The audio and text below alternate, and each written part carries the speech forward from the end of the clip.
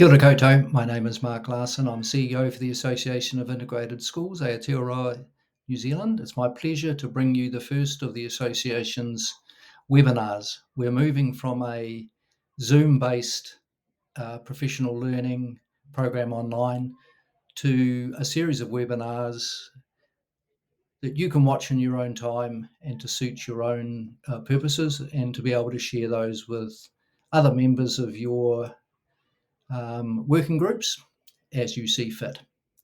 This webinar is based on a workshop I delivered at the Integrated Schools Conference this year around the idea of diversity and inclusion in our schools, with particular reference to rainbow students. This has been a very important topic of conversation around our networks over the last 2 to 3 years, and I just want to pay tribute to the Ministry of Education, the Education Review Office, the Human Rights Commission, the Teachers Council, and Rainbow Advocacy Group Inside Out for helping us in those conversations toward the very important end of supporting, valuing our rainbow students and giving them a great educational experience within our special character settings. And I want to underline here, this is a contended area sometimes for discussion. It can create division in our school communities. And this webinar is not designed to tell you what to think.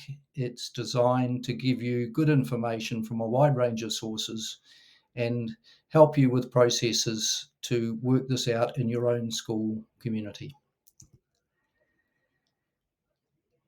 We published a diversity and inclusion resource pack for you in April this year. This is on our website. This webinar is based on that resource and we'll reference it. Firstly, we need to start with a wide view of inclusion and recognise that exclusion, for whatever reason, is harmful, particularly in a school setting and for school-aged students. And historically, we know that there are exclusionary practices across the planet in school settings, and they apply to all sorts of groups and characteristics of children, rainbow students amongst them. In New Zealand, we know that they have their own particular experience of our schools. Inside Out has helped us by providing some descriptive material around whether their experience is good, bad, or somewhere in between. There is plenty of evidence, not just in state integrated schools, by the way, but across the school sector of bullying and harassment, which causes harm. The authorities have identified minority groups based on gender and sexual identity are experiencing harm because of the exclusion that is a reality for so many. As I mentioned, this is a contended space, and there are all sorts of reasons for that, which I'll come to later. But what is not contended in this webinar, and in terms of the association's position, is that harm is being done to rainbow students in our schools. I was a school principal for 10 years, and while the rainbow student community was not prominent during that time, I look back on it and wonder, did rainbow students in the school where I was principal experience harm? And while I know of no particular example, I'm certain that there was harm inflicted, generally unknowingly, and I regret that. And I challenge you in listening to this webinar to think about your schools and to assume that unless you act, it's likely harm is being done. Let's start with the legal framework for state integrated schools. As for state schools, Section 127 of the Act lays out the expectations of the government in respect of emotional safety for students as well as physical safety. The National Education Learning Priorities go into some more detail. Of course, we have the curriculum areas where matters of sexuality and relationships are attended to. This particular part of the curriculum is currently under review by the New Zealand government. And for state integrated schools, we must also remember that there is Schedule 6, which sets out the particular rights and obligations for state integrated schools. Let's just go through those very quickly around the protections in place to enable a school to provide an education with a special character, supervised by the proprietor, working closely with the school board and principal. There is the right to religious instruction.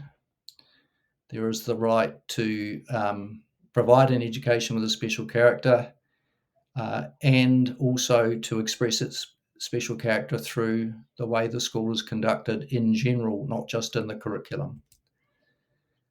The proprietor has a particular role in supervising the special character of the school, and all the legislative framework points to the fact that the school board should consult with the proprietor on matters material to the special character of the school. I'll come to that later. The proprietor has the right to be involved in the life of the school, usually through its proprietor appointees on the school board, to ensure that it has the information it needs that points to the fact that the special character of the school is being maintained. Consultation by the school board with the proprietor is therefore very important. The advice of the association to boards about consulting with the proprietor covers areas that are material to the special character of the school, areas that are sensitive and high stakes that may have the potential for complaints or reputational damage to the school. And our general default position is, if in doubt, board, consult with your proprietor. I mentioned earlier in the webinar that thinking about the inclusion of rainbow students is a contended area. It's contended from a sociological, medical, scientific, pastoral, ideological, and theological perspective. It has the potential to divide, and we must strive to find unity to support the rainbow students in our midst. This slide provides a link to some extra information from Inside Out on the outcomes for rainbow students, where their health and safety, the inclusion and sense of value and dignity they have in the school community are not attended to.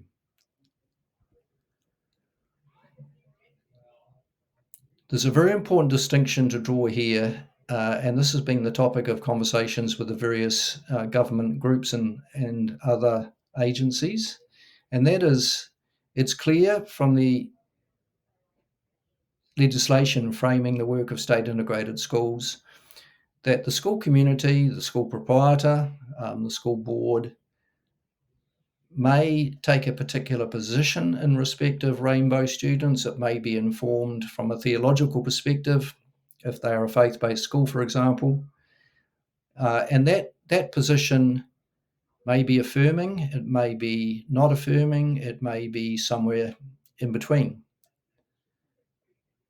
What matters and is so important in this webinar is whatever that position held in the school community is,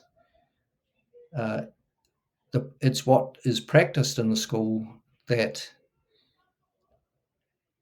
matters most. The proprietor or the school community has a legal right to hold a position, How does that inform practice? I just want to make a few personal reflections here,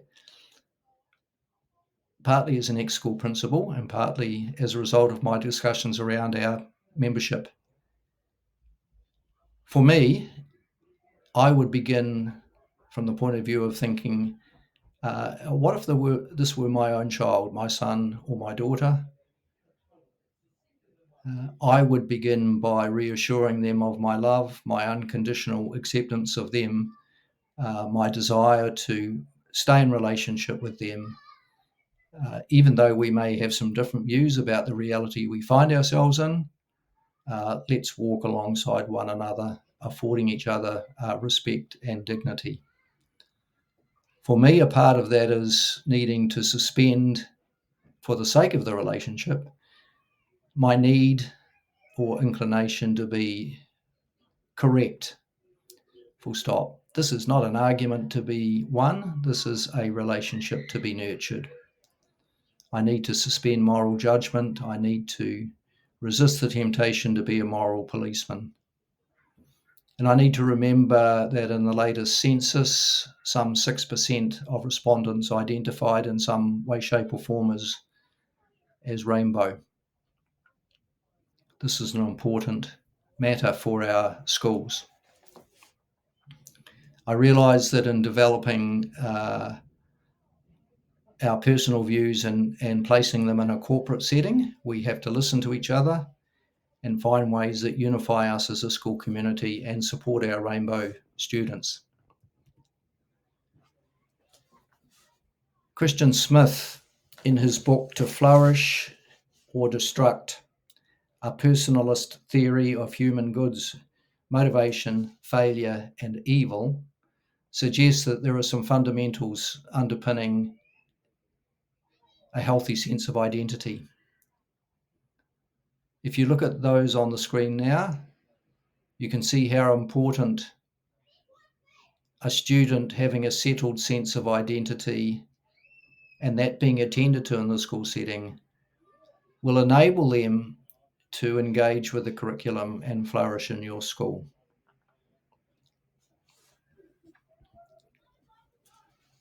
I want to look at 3 examples in the integrated sector of affirming, pastoral and non-affirming positions, and then go on to have a look at how we might develop policy in our schools for inclusion. This first slide is an excerpt from the website of one of our member schools, and the school has made it clear that it embraces inclusion in its fullest sense and takes an affirming stance in supporting its rainbow students. It links it to its school values.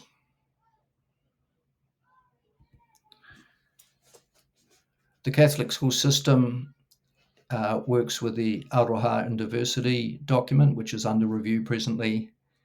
And rather than emphasize an affirming or other position, it largely takes a pastoral approach.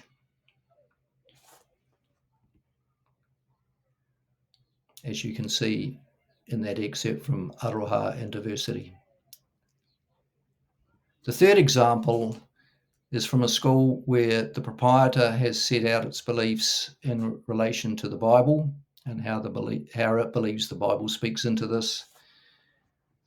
Many would look at this and construe this as a non-affirming position.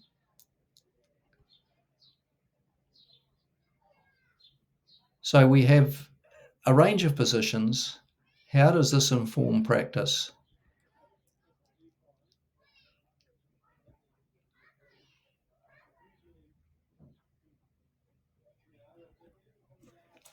I want to spend a moment thinking about how a school board might work with a proprietor holding a non-affirming position, develop an inclusion policy.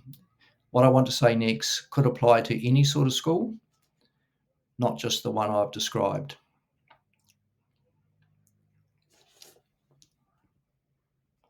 We recommend that the board approach this as a collaborative exercise with the proprietor, involving the proprietor appointees and making sure that the full proprietor trust or membership is aware of the work. We also recommend that the school involve its senior advisor in the Ministry of Education and its Education Review Office evaluation partner. The sooner they're aware of how you're developing this and can provide their input, the better.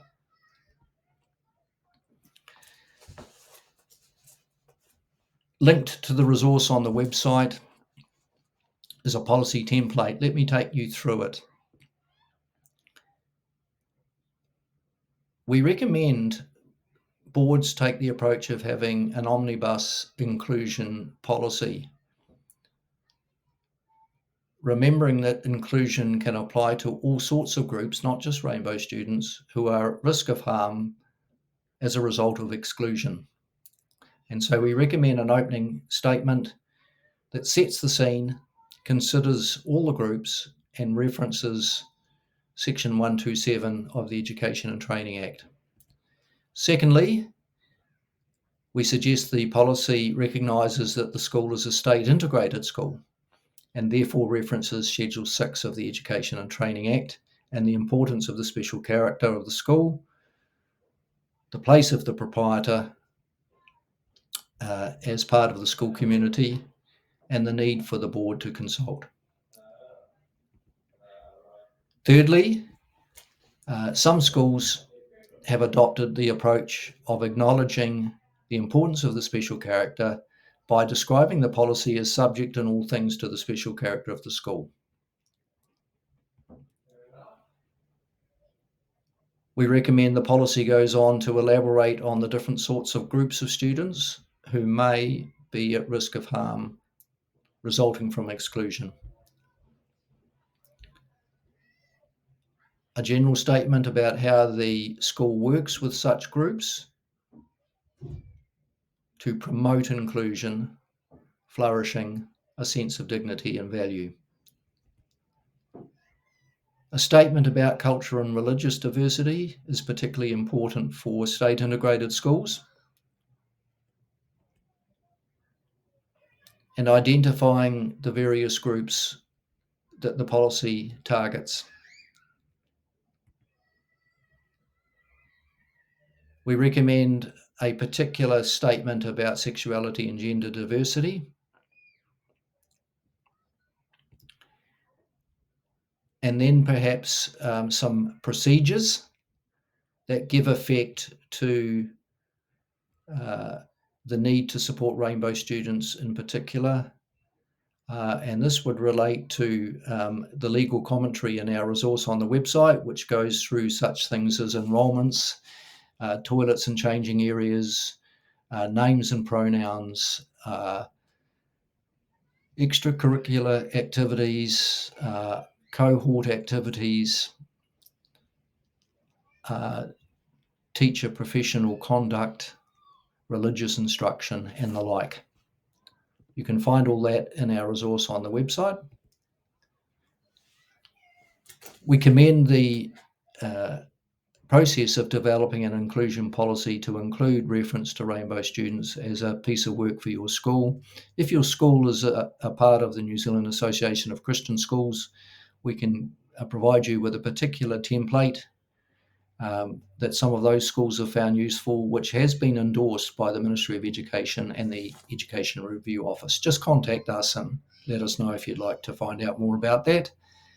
In closing, since conference, we have updated our conversation with the Teachers' Council, providing guidance around the professional standards for teachers in relation to rainbow students. And the Association of Proprietors of Integrated Schools have made a submission to the Law Commission recently around protections in the Human Rights Act for rainbow community. Reading that submission will help you understand how APIS and AIS are continuing to support integrated schools. I wish you well as you journey along this path. Thank you for all you do. Thank you for your intent to support rainbow students and give them a great experience in your school. Ka kite anō.